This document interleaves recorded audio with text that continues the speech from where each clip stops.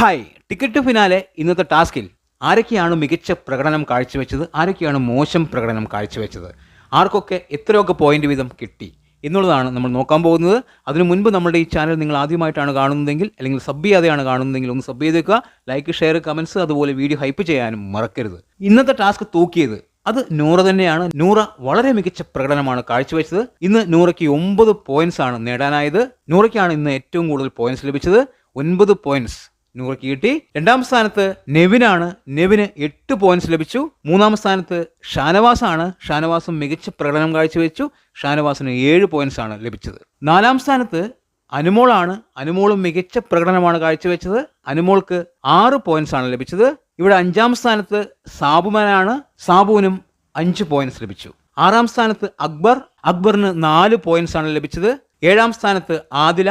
ആദിലയ്ക്ക് 3 points ആണ് ലഭിച്ചത്. എട്ടാം സ്ഥാനത്ത് ആര്യൻ. ആര്യന് 2 പോയിന്റ്സേ ലഭിച്ചുള്ളൂ.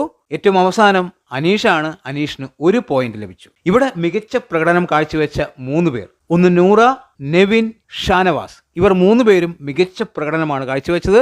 അതുപോലെ മോശം പ്രകടനം കാഴ്ചവെച്ച 3 പേർ അനീഷ്, ആര്യൻ, ആദില. ഇങ്ങനെയാണ് ഇന്നത്തെ അവസ്ഥ. ടിക്കറ്റ് ടു ഫിനാലെ ടോട്ടൽ പോയിന്റ്സിൽ ഇപ്പോൾ നൂറയാണ് നമ്പർ 1 ആയി നിൽക്കുന്നത്. കാത്തിരുന്ന് കാണാം. ഇനി ഒരുപാട് ടാസ്കുകൾ ബാക്കിയുണ്ട്. എന്താണ് സംഭവിക്കുക എന്ന് കാത്തിരുന്ന് കാണാം. ഓക്കെ, നിങ്ങളുടെ അഭിപ്രായങ്ങൾ കമന്റ് ബോക്സിൽ കമന്റ് ചെയ്യുക. വീഡിയോ ഇഷ്ടമായാൽ ചാനൽ സബ് ചെയ്യുക. പുതിയൊരു വീഡിയോയുമായി കാണുന്നവരെ ബൈ ബൈ.